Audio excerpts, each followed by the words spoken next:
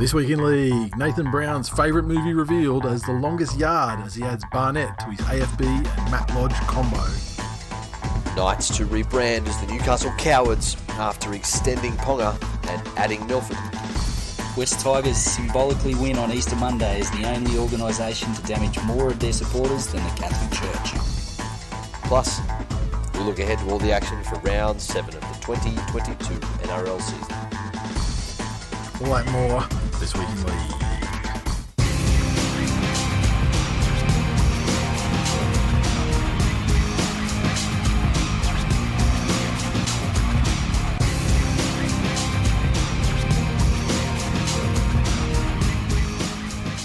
Welcome to episode 456 of This Week in League. I'm Nate.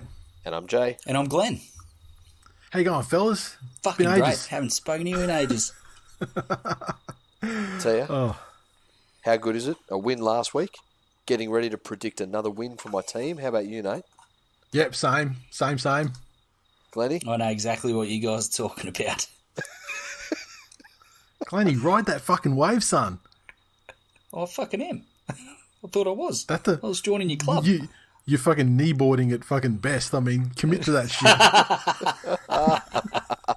I feel like I've got my fucking, I've got my arm stuck in the fucking, in the rope and I'm just getting fucking dragged along. Get your little legs up to fucking chow poo and fucking stand up on that shit and take it. Okay, so yes, we are. It's been a long night of recording so far, and now we're up to the preview episode. We spoke about the Callum Ponga extension for the news thing in the last episode briefly. Obviously, we think about it the same way we thought about his last contract, and add our thoughts about Callum Ponga's performance for the Knights and his contribution to the Knights to our thoughts about 5-year contracts, and think of it as like Lego. Or a Duplo fucking version of build it yourself. That Aldi brand Lego. And enjoy. Look, the Knights are in a tough spot here, right? It's a bad move to pay for potential. It's a poor move to pay for potential. However, it's a poor move that plenty of clubs will make. And so they can't not pay him. Because he'll go somewhere and... But it's not the way I would do business. I would say that you pay players what they're worth, and if you lose them, so be it. But, do you feel like losing Callum Ponga was like some sort of fatal situation for the Knights? No, I don't. No. But if he goes to the Dolphins and they get Cameron Munster, and then within 3 years... More so because of Munster, because he's a player that other people would sign to play with. They're competing, they're making the finals, and Newcastle aren't making the finals. Yeah, but for me, I don't think it's a Callum Ponga and Cameron Munster proposition. I would think that if Callum Ponga went to Redcliffe, then that would reduce the ability for Redcliffe to pay him and maybe try and bring Munster to the Knights and get a proven fucking champion. Well, that's it. I don't think it's a good strategy to overpay or to pay for potential. But they've decided they want to build their club around him, so we'll see how that works out over the coming years. Also on the Knights, I mean, they signed Milford. I mentioned that was what I'd heard weeks ago now, and that's come to pass. Look, given the injuries they've got at the moment, he's probably going to be an asset for them. We'll see how he goes, but I can't imagine with some of the depth issues they have at the moment. I mean, they need players to fill that position, and hopefully out of Brisbane with a second chance at his rugby league career, which looked like it didn't have a great future a year ago. Playing to earn the right to go back to Brisbane North. to play for Redcliffe, to go and grab yourself a sponge cake down at fucking Peninsula Fair. I mean, it is that's a third party. That's a TPA to end them all. But also they got rid of Mitch Barnett, and I would love to be a fly on the wall just to know what the fuck exactly transpired there. I mean, obviously they've had their issues with him over the last 2 seasons, in terms of some suspensions and some average behaviour. But for that send-off game to then turn into insta-release makes me wonder, I suspect what's happened is he's had a stern talking to about his on-field behaviour that resulted in the send-off, and he's kicked back against that, and showed some sort of attitude but I'd love to know what actually what was said there, because I mean things moved very quickly, and he must have been one of Brownie's boys from Brownie's days, because straight. Let's say that's right. Yeah. That's if completely speculating, but let's say you're right. That's the level of immaturity from a grown-ass man that, like he had every right to be spoken to by the club about the actions of the send-off. Yeah. Maybe, addressing, harnessing that aggression and putting it into a fucking, knocking blokes on their asses legally. Yeah, and maybe there was maybe the release wouldn't have happened if there were no suitors there, but because Brownie had a relationship and felt that he could fix him or change him or something. Yeah, that's why. That never happened under my watch. Yada yada yada. Yeah, exactly. Worst thing happened under Brownie's watch was the fucking strawberry milkshakes. That's it. And we know they don't have those in New Zealand. Right, games. Thursday night. Fucking short turnaround's killing me. The Sharks take on the mighty Manly Seagulls at the Shire. The Sharky side, Finucane's out with a head injury. I thought that was just the way he looked. Braden Hamilton-Uele had a pec injury. I saw that one on Twitter yesterday, the day before. McInnes shifts to lock. Tolman starts at prop. And Royce Hunt joins the bench. Katoa and Nakora are named after missing the Storm game. And Hiroti moves to the reserves. The Manly side, bulk changes as well. Harper returns after recovering from the Kovice, which drops Kohler to the reserves, unfortunately. Aloiai had a shoulder injury, I think, so he gets replaced by Paseka to start. Sean Kepi is out due to HIA. He's out, so Bullimore returns via the bench. And at this stage, Kurt Deloise is also on the bench, which it's not great. I'm not going to be honest. I'm not going to lie to you. He's not a great option. But when you lose a lot of props through injury, because I think Marty's still got I think he's still suffering from the COVID. So it's sorting the men from the boys now. And then at this stage that's been cut because it's tomorrow's game. So they're dealing with 19 as it is. It's a fucking tough game. I mean, we rarely win at the Sharks. And just with the number of outs we have at the moment, it's going to be a tough ask. But I feel like defensively, we're pretty sound. So I don't think it's going to be a huge, like a heavy loss or anything like that. But I just don't know if our forwards are going to be able to go for full 80 minutes with the Sharks, where, a pack is obviously a great benefit to them. Also, I'm not sold about Morgan Harper being back in the side when he's got to deal with Talakai. I don't rate that matchup favourably. Talakai is fast becoming one of the form players of the competition, and exactly. I think the bench as well for Cronulla is quite strong. I don't know. I mean, look at Jack Williams is not a player in my opinion, and Trindle's kind of a little bit mystifying as a 14. Yeah, obviously utility value. Just interesting to see how Fafita goes. Royce Hunt is worthy of his opportunity there, and I just think that the starting pack for Cronulla is probably going to, in my opinion, is probably just that bit stronger and can get an upper hand early. And I think that's the key. I think that's the key of the game. If Manly can actually hold them for 25 minutes. And win those initials, because the one thing about the Sharks is they've got a devastating pack, but they've also got a pack that fucking gasses out too in, the longer a game goes. So I think if they can sort of weather the storm a little bit and wait till, guys like Toby Rudolph are sucking in the big ones, then, perhaps they can do something. But it just doesn't matter which team you are. When you lose a gang of props, it's just fucking hard. Yeah. Every year of the game, it's just one of the most important positions. But when you lose a couple of props at a time, let alone 3, it's just it's hard to bounce back from that. And then the short turnaround. I mean, that's a lot, because a lot of it's HIA stuff as well. I mean, the short turnaround's just fucked it. So Look, I would favour the Sharks in this game, but we'll see. Could be another win for the ages, and if they win this one with the best fullback in the game in Ruben Garrick there, it'll Tommy might find it hard to fucking find a spot in the side when he comes back. Look at this stage. I mean, I've got him penciled in for Blacktown at the moment because Ruben Garrick. I mean, I've got him. He's probably favourite to be the Blues fullback at this point. The way he's playing. Jesus fucking Christ! So. I was with you, but you took your bullshit to a whole nother level. I'm going to point to this section when you bitch at us after this episode for it not being a short one. It's supposed to be a fucking. I'm ready to move. I'm ready to move on, motherfucker. I'm going Sharks. I'm tipping the Sharks. Penala 13 plus. Oof. So yeah, unlikely. But you we'll got see. to choose violence. Look, I think Manly will get up with a field goal from Daly, not 13 plus. They won't get up by 13 plus. Manly they'll get up by a field goal from Daly. Right. The Broncos take on the Canterbury Bankstown Bulldogs at Suncorp. Now, this one, a couple of notables. Tamari Martin makes his return to the NRL at fullback, replacing the injured Tessie New. Yeah. Farnworth returns. Gamble comes into the halves to replace Walters, who's benched. Tough dinner table there.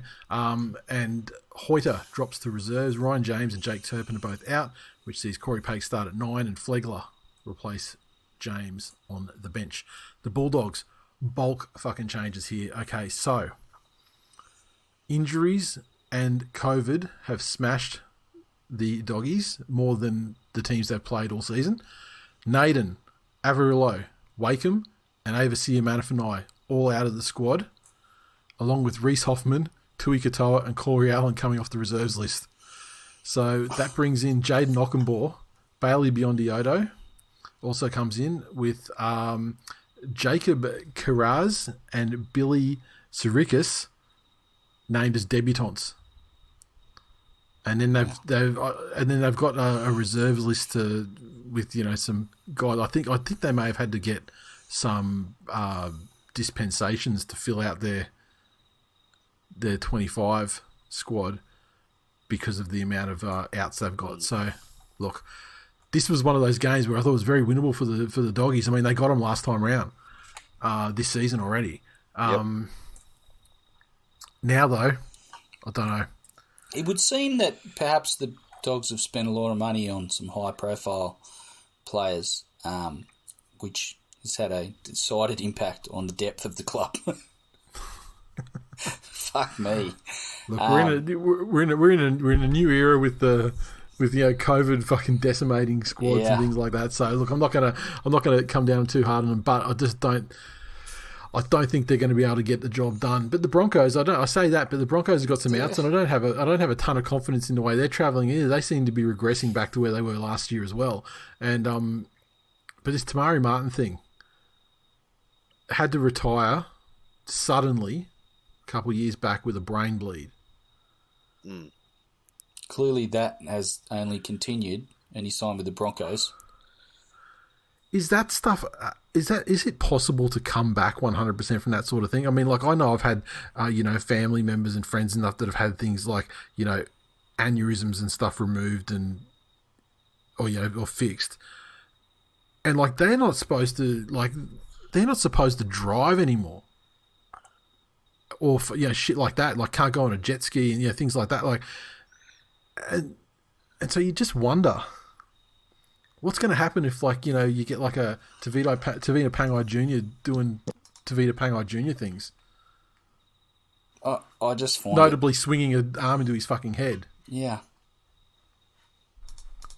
I don't know that that's fantastic for someone with a history of a brain bleed. Yeah. I mean, he couldn't have got cleared by a doctor if it was that tenuous, or but yeah. It's worrying though, but I guess we'll go well. It's great to get it's great to see a player get like a second chance at a career. So I hope he goes well. I think the Broncos more win. importantly, not die.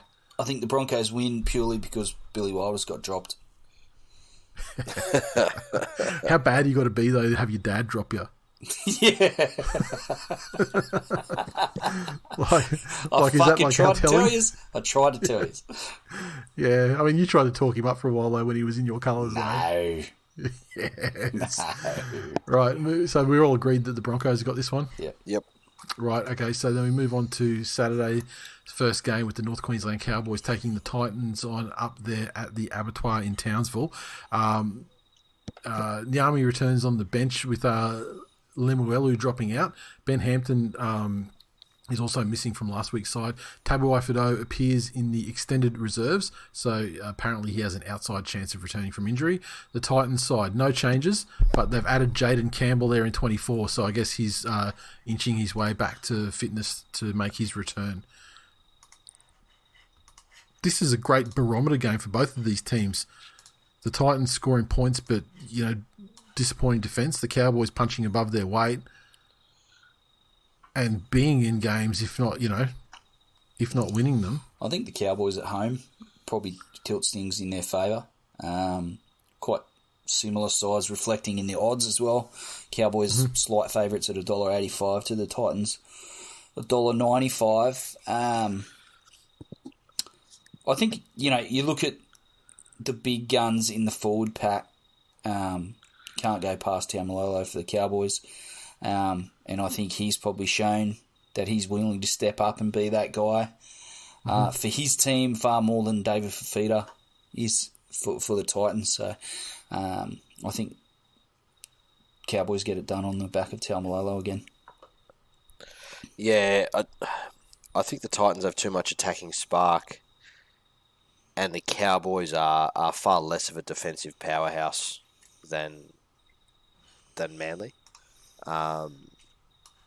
Look at the first half the Cowboys had last week. If the Titans can run up a decent score, and who says they can't put, say, 20-plus points on in the first half, I think it'll be hard for the Cows to claw that back. So I'm going the Titans. Yeah, but Titans have fucking dropped that kind of lead, though, this very season. Remember? So yeah, but not to the Cowboys, though. Yeah. Look, I don't know. I feel like I'm favouring the Cowboys, hey? At home. Okay. Like, the Titans aren't a great travelling team, and I just think the Cowboys were taking a lot out of that comeback game in Canberra. Like, they're not a travelling team either, but to come back from 12-0 down, beat the Raiders away, I just feel like they're a side that, they're kind of that side in flux. They're trying to build the next, the next good Cowboys side there, and, bringing guys like Dearden through. And I just think, I think it would have taken a lot of confidence as a team out of that win. Yep. And Titans, it's just like, who the fuck knows with those guys? Like, I feel like what we're seeing from the Cowboys is becoming predictable now. Like, you kind of see, you know what you're going to get. I mean, they've surprised us a couple of times early, but now I think they've done it enough that you kind of know where their level is. The Titans could win this game fucking 32-20, 32-30. Or they could lose it in the last minute 32-30 exactly. after leading 30-0. So, yeah, I think I'm just leaning towards the Cowboys, and the home field is a big part of that too. The West Tigers take on the South Sydney Rabbitohs. Here we go, Glennie, Saturday night at the stadium, the scene of the epic win last week. They return to the scene of the crime. Can they steal it again? The scene of the turning point. We stole... changes. Nathan, we stole nothing last Monday. No changes we stole to the... nothing. We took what was ours. Changes to the victorious squad. The Rabbitohs side. Moali comes back onto the bench. Tass pushed back to reserves. Tom Burgess is benched for his 30th birthday present. And Sele starts at prop. Can the Tigers do it again? Can they shock the world twice? Look, it's a big ask. I don't expect... I think Souths are a far more clinical side in attack than Parramatta. They'll obviously... Blake Taff at fullback is an admirable effort at fullback in Mitchell's absence, but he's not. Remind me which side of the South's attack is the most lethal? The opposite side of the field to Noffa. So, isn't it their left side? Really? Isn't it their left side attack? It's their left side. I'm pretty sure that's the Noffa side. Oh, fuck yeah. Alex Johnson. So honestly, you could get 4's a double hat trick. Yeah. 5 a triple. 5 tries. Yeah. That's a what do we call that? Like a quin trick. Oh, fuck. Or something. Well, no. See, well, here's the thing, right? In 5 tries, we call it a train. So technically, a hat trick's 3 in a row. Right. Right. We use hat trick loosely. Just for 3, yeah. Just 3 for total. 3. So that's why in cricket, a double hat trick is 4 in a row. So it's 1, 2, 3, and then 2, 3, 4. Right. Right. That's your double hat trick. Oh, okay. Yeah. Okay. Right? Yeah, I gotcha. So if we just say 4 is a triple hat trick, or does 6 have to be the double hat trick? Surely 6. Okay. So we'll get a double. So he's getting a double. He's getting 6 tries. You're calling Alex Johnson for 6 tries. That's fucking ludicrous. Look, honestly, the West Tigers could bring in some consultants for this game. They could go to Japan and find the engineers who invented the fucking bullet trains over there, the Shinkansens in Japan. They could bring them over and they could spend a year with their finest fucking mechanical minds coming together and creative minds coming together, and they still wouldn't come up with a name to adequately describe the train that is going to be run on the fucking West Tigers by Damien Cook and Alex Johnson this weekend. The only way Alex Johnson doesn't score a double hat trick is if it doesn't need to get to him and the Tigers collapse before that. Listen, you guys need to listen very fucking carefully. Very carefully. Damien Cook's got a taste for him now. Once. Second week in a row, Jackson Hastings. I don't think he'll kick a field goal. I think he'll score a try to win the game. Tigers. Ooh. So that means the Tigers will be behind. Tigers and by... it's looking dire. Tigers by 4. This would be hilarious if the Tigers are behind and Hastings kicks another 2-point field goal. The only thing he can do. It was only a 1-point field goal. It was only 1 point because he was 10 centimetres over the line probably. I mean, even the NRL, even the game coverage, I think they marked it up as 2 first, didn't they? Yeah, did they? Yeah. Oh, I didn't see it. Yeah, I didn't see that. But he ended up sort of having 1 foot over. Yeah. Yeah. Okay. There you go. Right, okay, so we're all agreed that the Rabbitohs are going to win that game. Because the Tigers for and against will mean heaps to them. The road to redemption continues. Another step along the glorious path. I'll tell you what. That's your new jungle, is it? Fuck your jungle, Nathan. It's not my jungle, it's the Parramatta Eels jungle. I don't give a fuck about the jungle. It's where baboons live, motherfucker.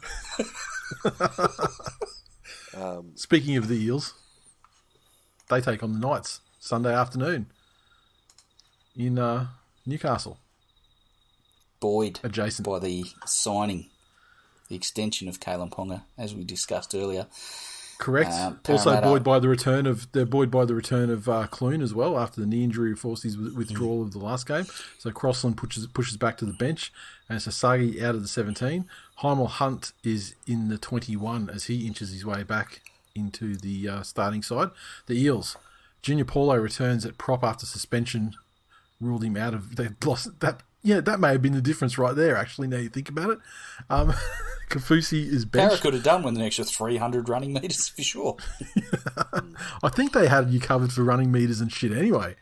Like statistically, I think they had you covered for everything except for the result. Yeah, except where it mattered. And Nukore is out. Which sees Perham come into the back line on the wing. Penasini moves to centre. Rain is pushed out of the 17. There you go, Glennie. I listened to you. And Jacob Arthur named on the bench instead. It's coming. Here we go. It's coming. Mitchell Moses has 1 foot out of the door. 1 foot back in the fucking quad-stretching centre of excellence. Look, Parramatta will never be the same side ever again after the glorious Monday. I think Newcastle at home, looking to, probably right some wrongs from last week. I think Parramatta would have jolted their confidence against the Tigers, and I think Newcastle will win 1-12. Are you fucking serious? Yes, I am. Upset. Big upset. Yeah, I think that the Parramatta Eels will be absolutely filthy. Yeah, bees filthy. That they let themselves get beaten by the West Tigers. Yeah. And they were going to make an absolute fucking example out of Newcastle Knights. An angry Clint Gutherson. Fuck. Shaking in my boots. he will be administering strawberry fucking milkshake flavored Gutherinos straight to the mouth of Kalen Ponga as he teabags him under the post on the way to scoring his double hat trick. Kalen Ponga will clean up the mess left behind with $100 bills after his new contract. And sleep extremely soundly. Yeah, exactly. Jesus Christ. I think Parramatta on this one. Newcastle aren't playing with any sort of confidence in each other at the moment. That and the fact that they're severely down on troops in key positions means that I think Parramatta will be too strong for them. I would have picked Parramatta regardless of the outcome of last week. Yeah, same. And nothing's changed. Okay, moving ahead to the Penrith Panthers taking on the Canberra Raiders out at Penrith on Sunday afternoon. And the Panthers side, no change whatsoever to the squad. Raiders, Rapiner moves to fullback with, Nickel Kluckstart benched. He's in the 14. And Savage Scapegoat. named on the wing. So yes, so Nickel Kluckstart, it's Swiss for scapegoat. And the Raiders have entered the Jordan Rapiner at fullback stage of their season. Yes, only in round 7. It happens sooner and sooner every year. Although I will say, if you want to complain about players in the Canberra Raiders side giving their all, and like that Rapiner, he does fucking go balls to the wall for them every week. Yeah. Although, how kind is it to put him? Like, how much fullback has he played recently? Probably more than we think. I think. I mean, he's because Nickel Kluckstar's been injured for ages, right? Yeah. Okay. Well, what a fucking week to put him at fullback with Cleary's boot. Yeah. Yeah. If he misses a couple early, career destroying. It's going to be a very fucking long night. A very long night. I can't see Canberra getting over the top here. I can't see Canberra even fucking competing at any stage of this game. Yeah. I really can't. I don't think there's anything that Ricky can do to blow up or scapegoat players behind the scenes that will get them up to the extent that they can do anything in this game. I just can't see it. I agree. It would be a bigger upset than the West Tigers last week. It would be. I can't imagine a scenario where Penrith lose. No. And if this isn't the longest odds game, I haven't looked at the betting, but if that's not the longest fucking odds in the round, then I don't know what would be. It's not as long as some other teams have been this season so far. Raiders at 650. No, not this season. 650. 650's got to be the highest for this round, though, right? That's an excellent question. Let me. I think you're right. Yeah, that's it. I mean, everything else is. I mean, most of the other games we've had, there's a discussion. Jesus Christ. Yeah, they would have been $10 without the epic win, so. Penrith. That's progress, Penrith, without question. I've also got their Penrith old boy refereeing the game in Grant Atkins. Oh, yeah. No chance of losing now. The Dragons take on the Roosters' final game on Monday at 4 p.m. The traditional Anzac Day clash there for the Dragons and the Roosters. So keeping that in mind, it is a game that the Dragons kind of get. They do get up for these occasion games. Coming in hot after beating the Knights last week, and there are no changes to their squad. Now the Roosters side, Momorowski returns after missing the win over the Warriors via embarrassment, I believe, and Nakame is out of the 17. SST's named again, so Saluka Fafita is in the reserves. Verrills and Hutchinson swap back. Yep. But as per the last couple of weeks, it seems that the game time Hutchinson does start there in hooker. Roosters, plenty. Roosters, right? Yeah? Yeah, plenty? That's it.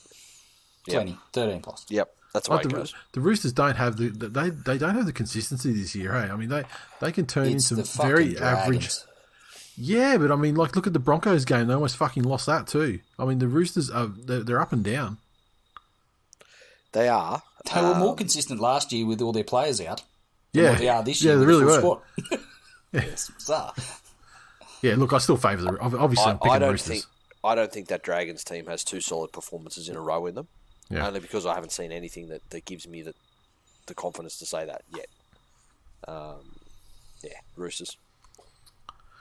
And finally, on Anzac Day, we had the mega powers exploding as the Anzac Treaty fucking gets dissolved for the Melbourne Storm to take on the Warriors of New Zealand. The Melbourne Storm lineup: the Bromwich brothers return. Smith and Loiera drop to the bench. Lewis and McDonald out of the 17. Warriors side. Lodge returns to the side. Penne is benched. Otakolo pushed to the reserves. Jazz Tavanga is in the extended bench after returning from suspension, and he may play as well. Obviously Melbourne Storm. They're playing at Amy Park too for the fucking 7th straight time this season, I believe.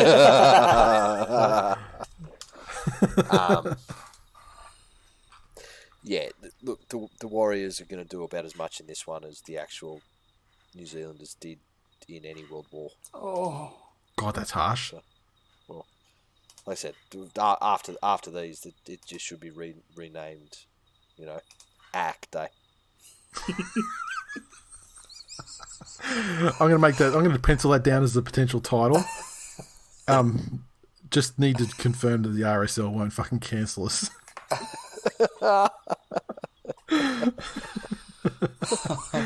Because let's face it, they won't let you open your shop before lunchtime or something. So, you know what? I think you'd be surprised at your average RSL member.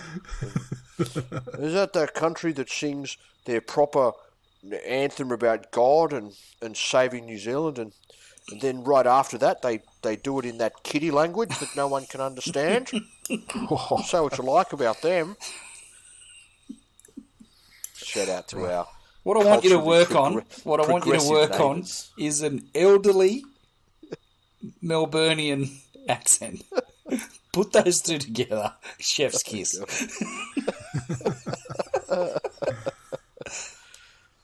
Right. $7 for the Warriors.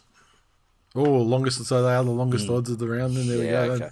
That question and was probably answered. rightly so. Yeah, I agree. And look, they just don't have the defence to go with the Melbourne Storm for any length of time. I mean, I don't see the terrible game coming for the Storm. They get a nice long turnaround for their game. They'll be up for it. Is it home? Who will score more tries this week? The Melbourne Storm or the South Sydney Rabbitohs? Melbourne Storm. I'm going to say the Storm. South Sydney will not get more than 2 tries. We already established they're getting at least 6. The impenetrable fortress. They're getting at least 6 from AJ. What's the plus minus on AJ versus Noffa? Noffa +2. 8 tries. So 8 tries so for he's Noffa. getting 8 tries. Noffa will let in 2. Well, yeah, I mean they go on the minus, so yeah. So, Yeah. so if Noffa can, obviously AJ's getting 6 tries as we've already decided.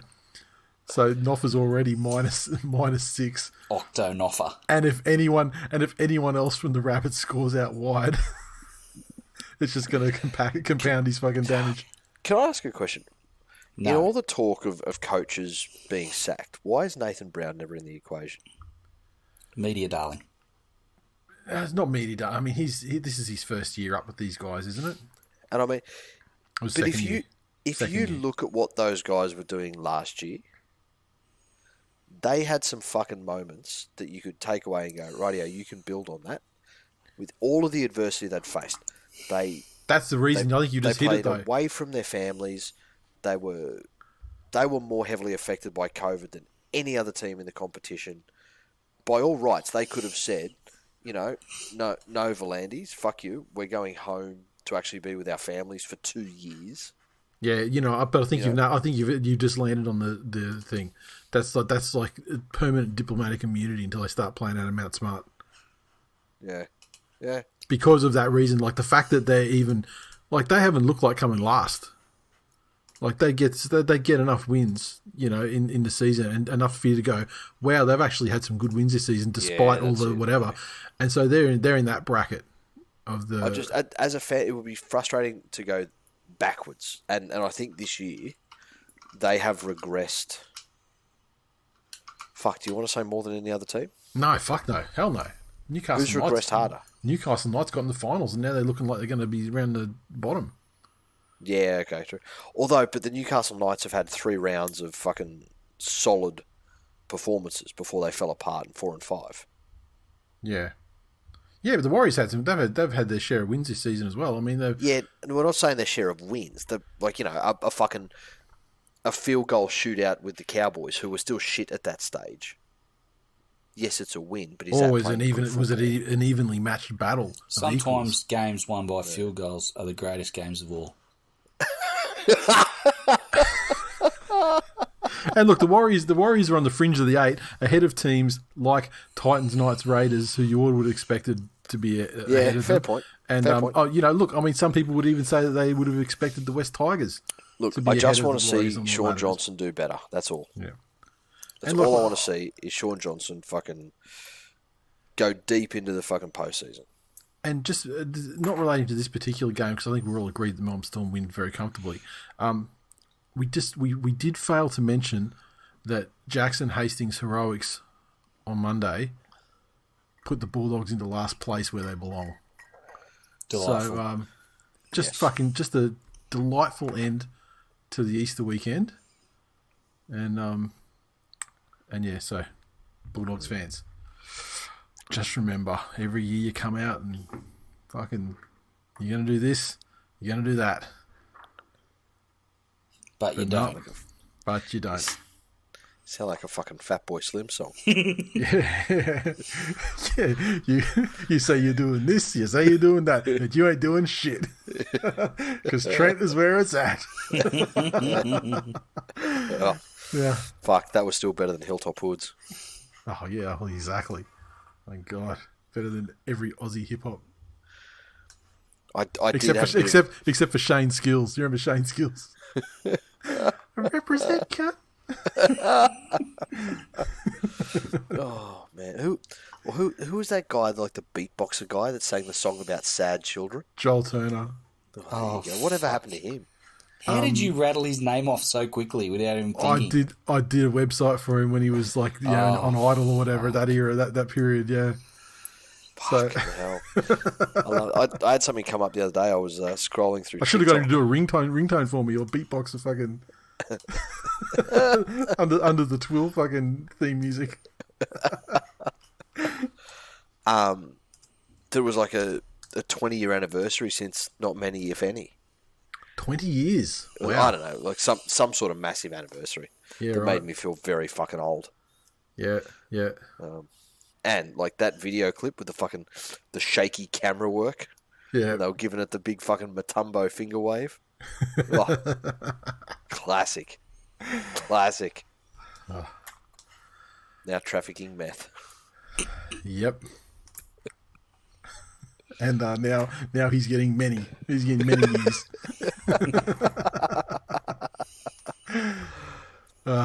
Any more games?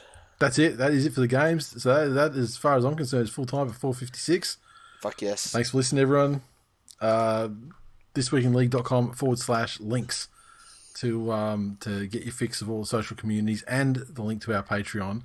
And jump in there like a bunch of other people have jumped in over the last week. See what it's all about. Minimum of 4 additional episodes of the good shit every month for patrons. So get around it and enjoy yourself.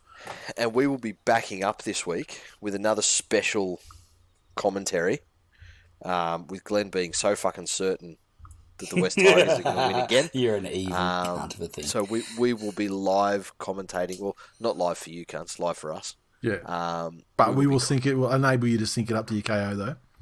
That's it. So jump on. Can't wait. Let's go. All right. Now, just before we go, tipping.